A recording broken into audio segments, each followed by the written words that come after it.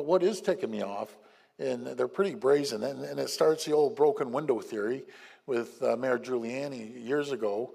They're walking in, and I'm going to meet all the retailers, walking in with shopping carts, and they're just loading up their carts, no matter if it's the LCBO or Home Depot or Walmart or anything, and they're stealing goods. And they can't do anything. The security guards can't do anything. You know, can I tell a little story, two-second story? Please. So a couple months ago, I pull in, I escape from my detail at 8 o'clock in the morning before they come, and it ticks them off. So I hop in my pickup, and I want to go to Home Depot. It was on a Saturday.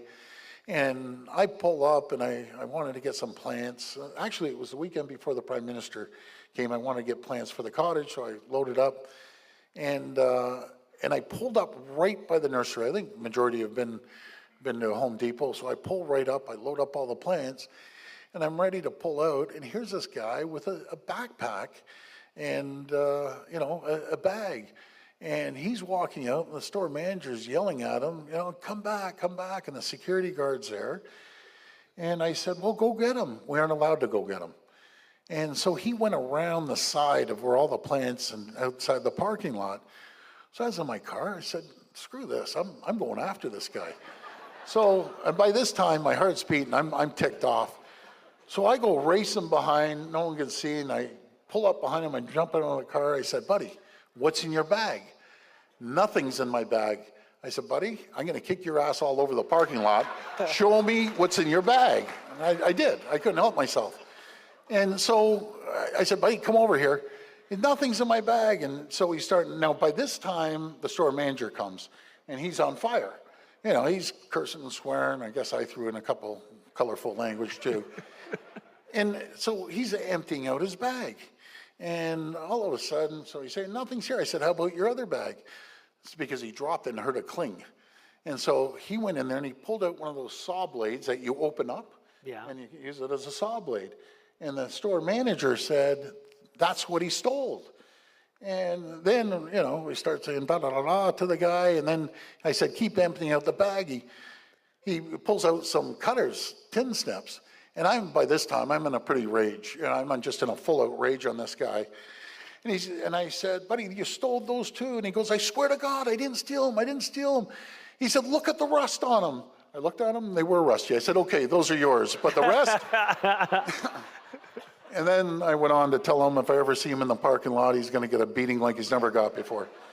But that's what you have to do. You had a question for me, sir. Well, I might as well, just between us, 1,300 people and your sister, when or why are you going to be running for mayor of Toronto? Because we need something going down there. Just curious. Well, I'm sure a lot of people in this room would vote for you, raise money, and support you. Well, thank you. I've always said that municipal politics is the closest level of politics to my heart. But I'm very busy these days, sir. I don't know if you saw the piece of paper in front of me. I'm a celebrated television and radio host. But I recently, sir, I listened to my greatest fans online, and I decided I'm now the founder of a new organization called the Canadian Nepo Baby Success Network. Because sometimes being born on third base isn't enough. And as soon as our incoming president comes back from his trip to California, we're going to hit the ground running. And so, no, listen, I would like to very much one day, but I'm a little busy doing the things I love doing, and thank you very much for having me. That's a real politician speaking. Dodging around. You come from great stock. Yeah. I loved your dad. Absolutely loved him. He's a great man. He'd call me up and pump me up all the time, and boy, do I miss him. And I used to go to Caroline. Your dad just got me going again. I felt like door knocking every time we hung up from each other, and boy, we miss him. I miss him every day, but if I can say, as much and as hard as my sister works on behalf of her constituents and the people of Ontario, she is the glue that keeps our family together. Without her, we are just, we are far less than what we could be. She also cooks the single greatest Thanksgiving meal in the history of Thanksgiving meals, and I thank her for always welcoming us in her home. She's a champion.